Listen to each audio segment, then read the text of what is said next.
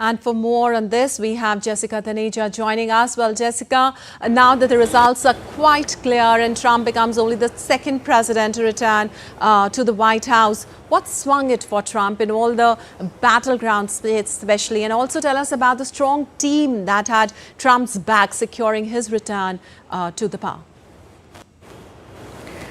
Well, the Trump movie before, and it's now time for sequel. I think they had voted for the sequel, and that's what they got. You see, he got the popular vote as well as the majority vote, historic winning 2 terms, and that sets the goal presidency and how it will continue moving forward. And given the has at this point, we would know. All right, there seems to be an audio problem right now, Jessica, with your voice. We'll come back to you once we correct this. And right now, moving on, DD India's Amritpal Singh reports from Palm Beach, where Trump delivered his victory speech. Let's listen in.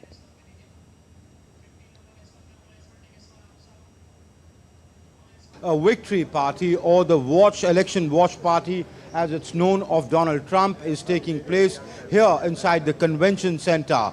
While there are huge crowds inside the convention center to listen to Donald Trump, but even as he speaks live out on the streets here, there is a festive mood. There are people who have gathered, primarily Republican supporters who have gathered.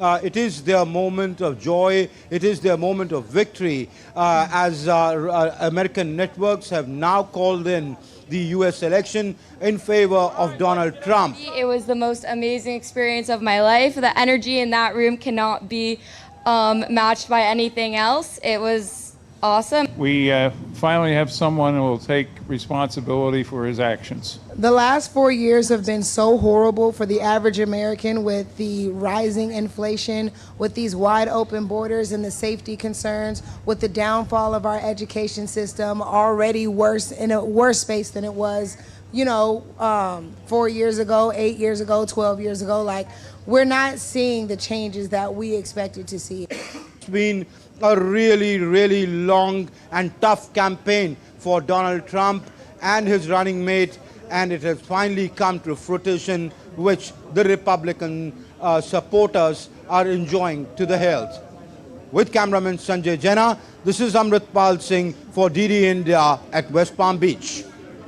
And now we again go back to Jessica on U.S. elections. Well, Jessica, we were talking to you about Trump's return to power, Trump's 2.0. But if we ask you in terms of foreign policy, what will Trump 2.0 mean for the world? And especially if we talk about India, as PM Modi and Trump share bonhomie between them, a strong relationship there. In fact, they do. If you recall, the last time the two leaders had met, both in Gujarat and Prime Minister Modi, was in Washington D.C. There was a relationship, a personal relationship between the two, especially when it comes to enhancing India-US ties. And with the relations to India, no matter what government is in power, be it the Democrats or the Republicans, there has been bipartisan support when it comes to enhancing that strategic partnership with India. Now, in the last few years, you've seen how the Biden administration has worked on a lot of policies and issues and initiatives that have eased trade relations with India, and also made sure that there were new development programs, especially in the sectors of semiconductor and advanced tech, helping also India develop its key manufacturing basis for these particular sectors. That said, I think all of this would likely continue. Well, Trump's foreign policy has been consistent even in the past. Remember, it was in 2016 under his presidency that India became a major defense partner, something that the United States has only with its allies, and India perhaps was an exception there. So, more than 2 decades we've been seeing this relationship only grow, and bilateral trade that grows into to more than $100 billion is certainly something that's going to keep the two on a momentum forward to work on similar issues. Highly unlikely to change, but yes, if you could see some friction, there could be on the tariff wars, which earlier President Donald Trump has indicated that he is sort of a little, intolerant towards high tariffs imposed on American goods reaching India, and also he had promised, or as he said earlier, we don't know moving forward, but earlier we had reports suggest that he would impose more than 20% tariff on Indian goods arriving on American soil. So these retaliatory tariff efforts, and of course we've seen in the past issues with H-1B visa. Now there are millions of Indians working in America with H-1B visa. So any kind of changes in the H-1B visa, which we saw in his last tenure, was particularly strict in terms of allowing giving more visas, and also granting permanent residency, which is the green card, has been awaited by many Indian citizens there who've been working in the United States for quite some time now.